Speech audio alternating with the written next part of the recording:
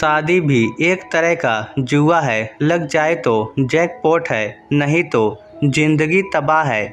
बुआ के ये शब्द नेहा के कानों में आज भी गूंज रहे थे।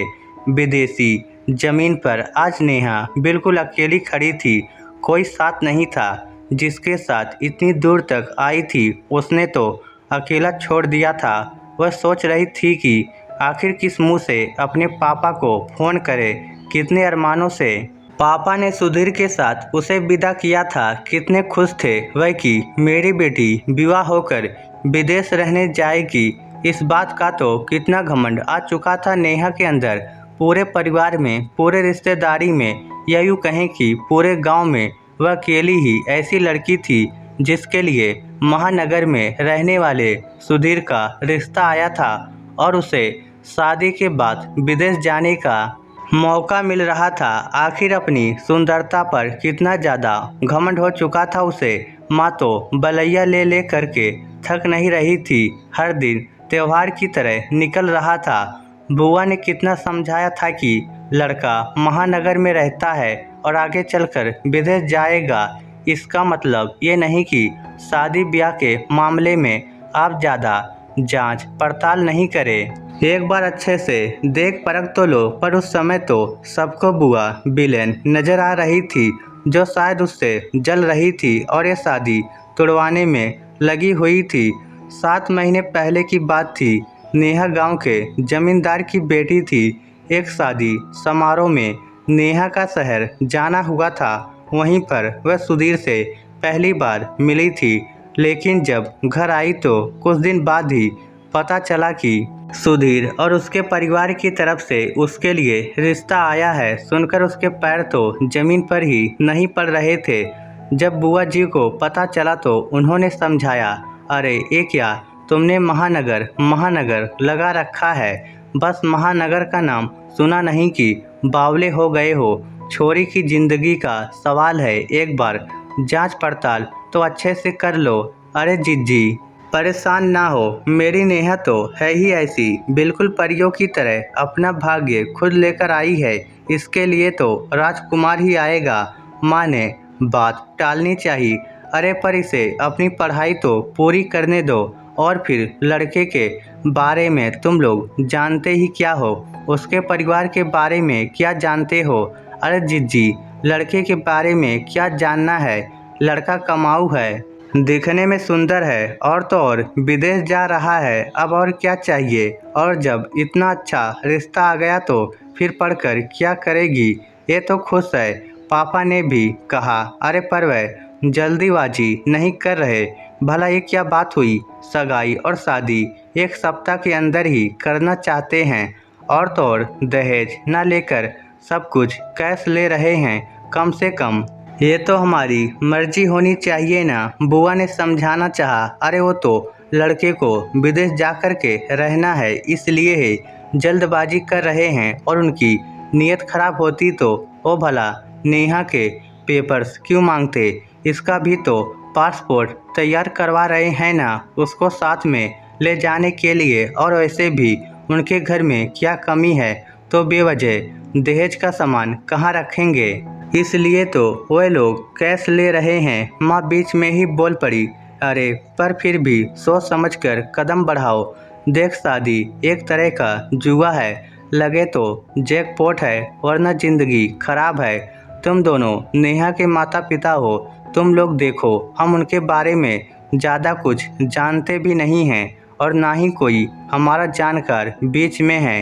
कहीं बाद में कुछ गलत ना हो जाए और फिर पछताना पड़े। बुआ जी परेशान होते हुए बोली, अरे जीजी ये तो जैकपॉट ही लगा है, आप चिंता मत करो, आप तो अब बस ब्याह का काम संभालो, कहकर पापा ने बुआ जी को चुप करवा दिया।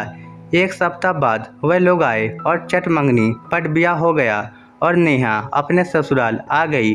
वहाँ भी कुछ दिन रही और फिर सुधीर के साथ विदेश आ गई। कुछ दिनों तक तो सब ठीक रहा, पर फिर सुधीर घर लेट आने लगा। कई बार तो 2-2 दिन तक घर नहीं आता। नेहा ने 3-4 बार पूछा भी तो सुधीर ने काम का बहाना कर चुप कर दिया।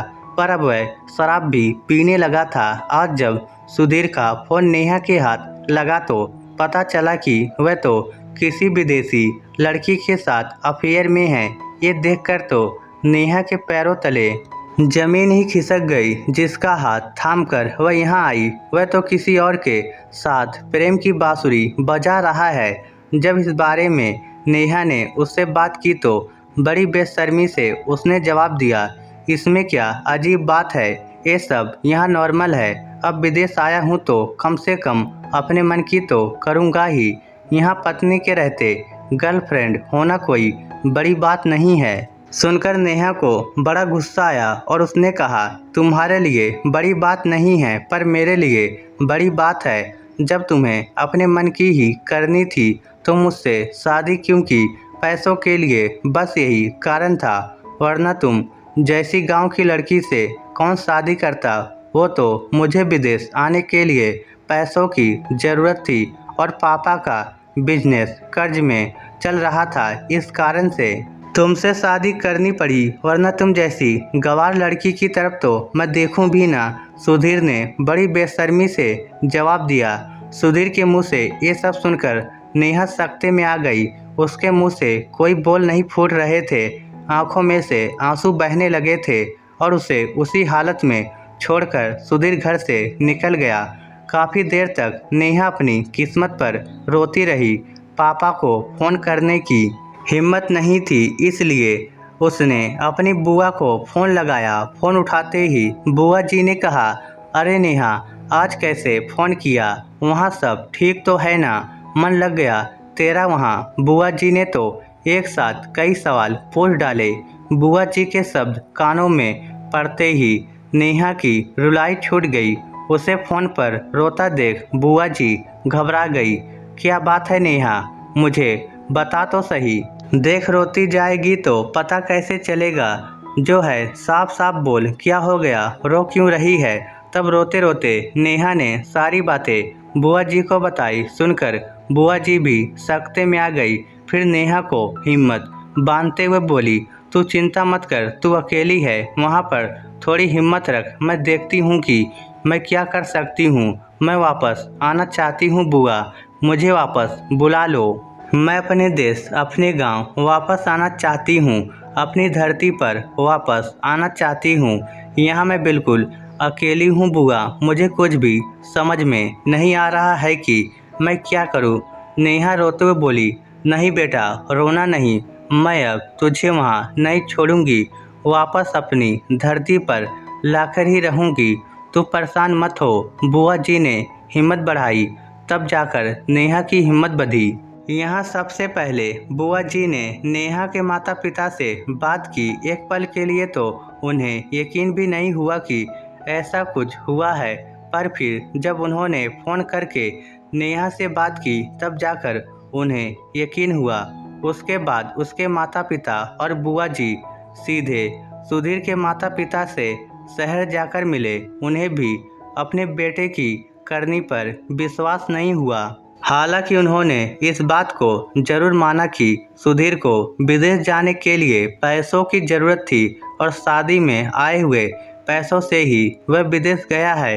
पर सुधीर के मन में इतना गलत था, इसके बारे में उन्हें यकीन नहीं हुआ। लेकिन उसके कुछ सप्ताह बाद नेहा के पापा सुधीर के पापा के किसी भी फैसले का इंतजार किए बगैर ही विदेश रवाना हुए और अपनी बेटी को अपने साथ ही वापस ले आए। यहाँ आने के बाद नेहा ने डिवोर्स फाइल कर दिया और जो पैसा शादी में लगाया गया था और साथ ही साथ जितना कैश दिया गया था वह सब वापस मांगा।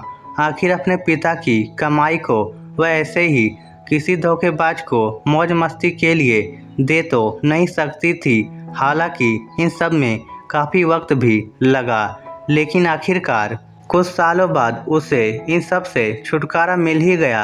लेकिन अब नेहा ने पहले अपनी पढ़ाई पूरी की, फिर उसके बाद उसके पिता ने अच्छा सा रिश्ता देखकर उसकी शादी कर दी और आज वह अपनी शादी से खुश है। इस स्टोरी को लेकर आपकी क्या राय है? नीचे कमेंट करके हमें ज़रूर बताइएगा। धन्यवाद।